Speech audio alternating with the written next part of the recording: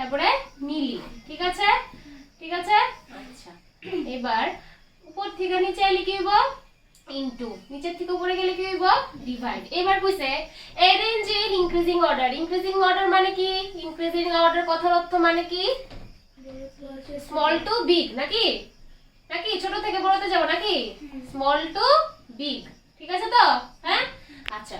এবার দাও, এখানে আছে 24 কিলোমিটার, এখানে মিটার, এখানে সেন্টিমিটার, সবগুলোর ইউনিট কি সেম আছে? নেই। আছে? নেই। তাহলে সবগুলোকে আমি একটা ইউনিটে নিয়ে যাই। ঠিক আছে, দেখো কিলো থেকে আমি সেন্টিতে নিয়ে যাই, মিটার থেকে আমি সেন্টিতে নিয়ে যাই, তাহলে উপর থেকে নিচে গেলে কি হইব ইনটু। তাহলে 24 ইনটু কত লিখবো বলো তো? 1 10 100 1000 10,000 কত লাখ। তাহলে 1 10 100 1000 10,000 লাখ। ঠিক আছে, তাহলে 24 লেখা কয়টা জিরো হইব? 1 2 3 4 5, 1 2 3 4 5 সেন্টিমিটার। ঠিক আছে, ক্লিয়ার? এই জায়গাটা ক্লিয়ার? তারপরে দেয়া 1,20,000। ঠিক আছে, তাহলে মিটার থেকে সেন্টিমিটারে কত দিয়ে ইনটু হবে? 1 10 100 ইনটু 100 ইকুয়াল টু, যে নাম্বারটা আছে ওইটা লিখে কয়টা জিরো আরো এক্সট্রা? দুইটা।